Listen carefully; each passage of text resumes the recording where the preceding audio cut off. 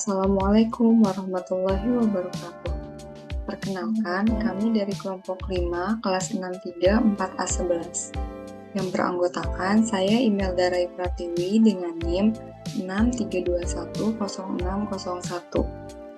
Di sini kami akan menjelaskan mengenai penggabungan badan usaha. Perkenalkan, nama saya Natasha Putri Pramudita dengan NIM 63210575.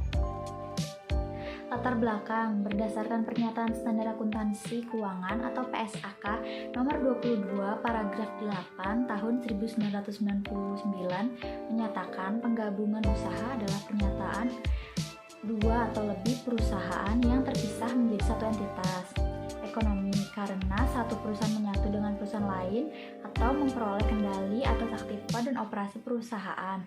Sedangkan menurut Hadori Yunus 1982-224,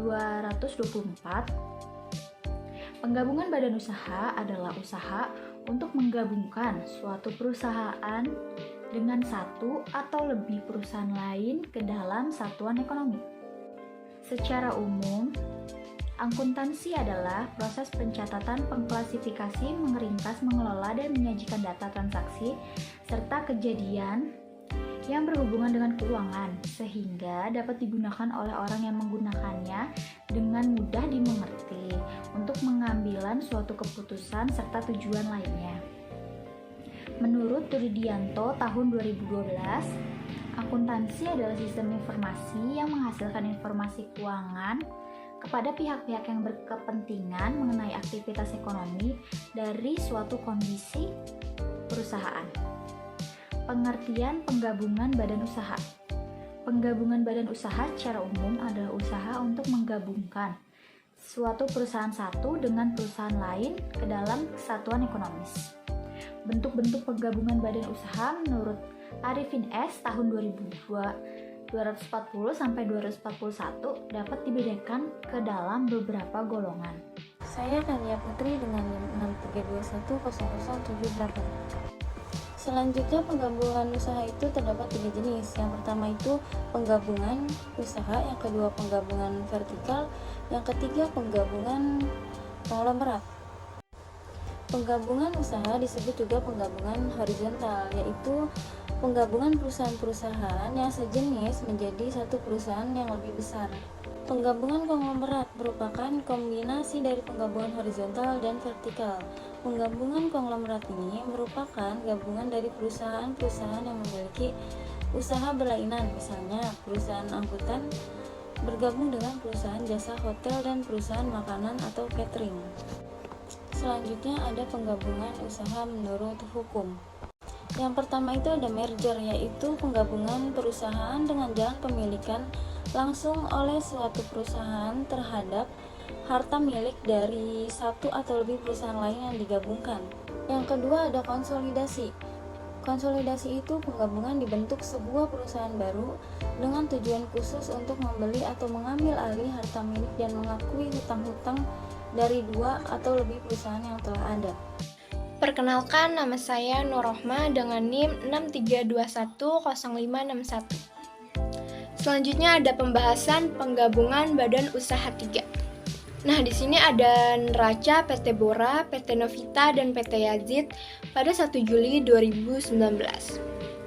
Di sini ada aktiva lain-lainnya PT Bora sebesar 470 juta, PT Novita 367.500 dan PT Yazid sebesar 295 juta. Nah, di sini jumlah aktiva dan aktiva lain-lainnya sama ya. Selanjutnya ada hutang PT Bora ialah sebesar 156.250, PT Novita sebesar 130 juta dan PT Yazid sebesar 126.250.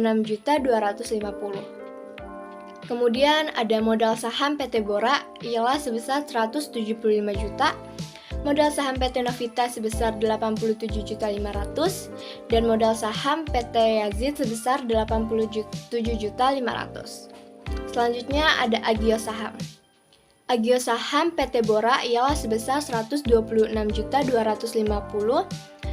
PT Novita 125 juta dan PT Yazid sebesar 75 juta. Selanjutnya ada laba ditahan. Laba ditahan PT Bora sebesar 12.500.000, PT Yazid PT Novita 25 juta, dan PT Yazid sebesar 6.250.000. Nah, jumlah hutang dan modalnya ini PT Bora sebesar 470 juta, PT Novita 367.500.000, dan PT Yazid sebesar 295 juta. Nah, di sini jumlah aktiva dan jumlah hutang dan modal di sini balance alias sama. Selanjutnya soalnya. Pada saat posisi keuangan masing-masing seperti neraca yang tadi, para pemegang saham sepakat untuk mengadakan penggabungan badan usaha. PT Bora akan tetap meneruskan usahanya dan bersedia membeli kekayaan bersih PT Novita dan PT Yazid dengan mengeluarkan modal saham yang mempunyai harga pasar 50.000 per lembar.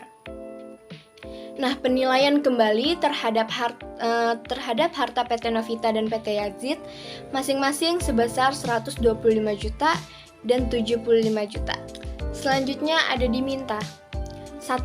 Buatlah jurnal-jurnal yang diperlukan untuk mencatat A.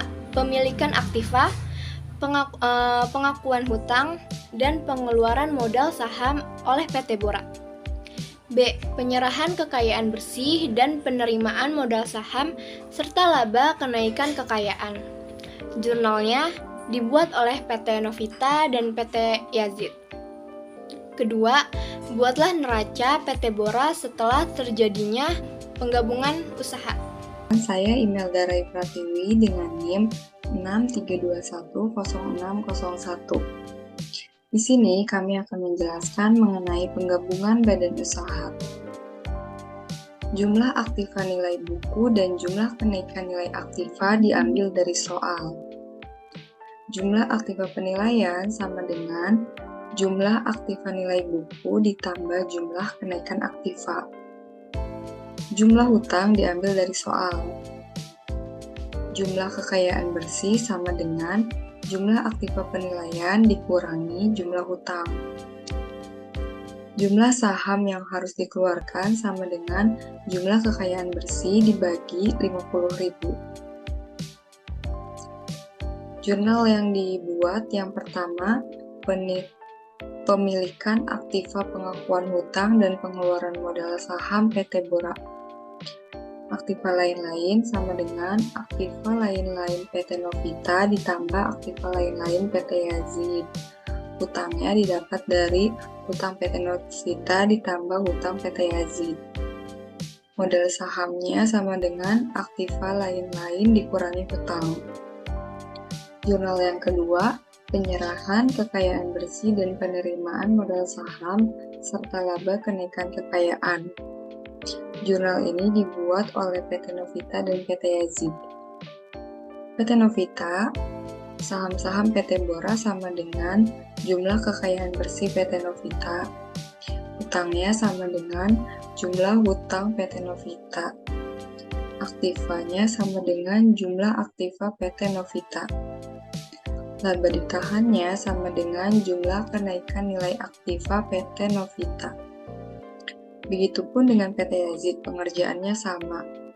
Perkenalkan, nama saya Vina Indriani dengan NIM 63210504. Neraca PT Bora per 1 Juli 2019.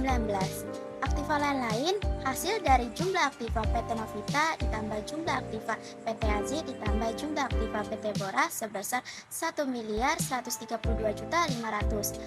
Hutang hasil dari jumlah hutang PT Novita ditambah hutang PT Yazid ditambah hutang PT Bora sebesar 412.500.000 dan modal saham sebesar 581.250.000.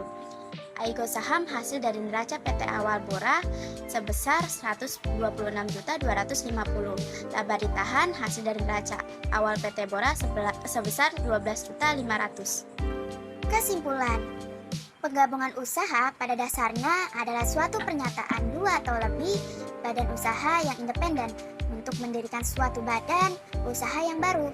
Ada beberapa faktor yang mendorong perusahaan melakukan penggabungan. usaha, yaitu dari segi keuntungan. Sisi biaya, memperkecil resiko, memperpendek waktu tunda bagi kegiatan operasional, menghindari pengambil alihan secara paksa, penguasaan aktiva tidak terwujud, serta faktor-faktor lainnya. Nah, dari faktor-faktor tersebut, faktor keuntungan dari sisi biaya mempunyai peran yang sangat penting karena perusahaan dituntut harus lebih efektif dan efisien agar tetap survive dan terus maju. Saran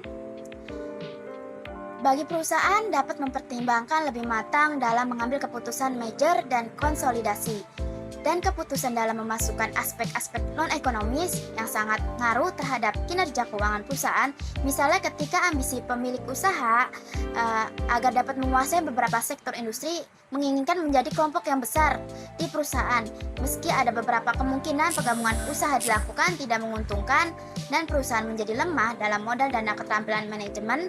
Dari koreksi tersebut dapat diperolehlah gambaran lebih lengkap mengenai kinerja keuangan perusahaan dan bagaimana perusahaan tersebut dapat berjalan dengan lancar. Baiklah, demikian presentasi dari kelompok kami. Kurang lebihnya mohon maaf, semoga bermanfaat. Wassalamualaikum warahmatullahi wabarakatuh.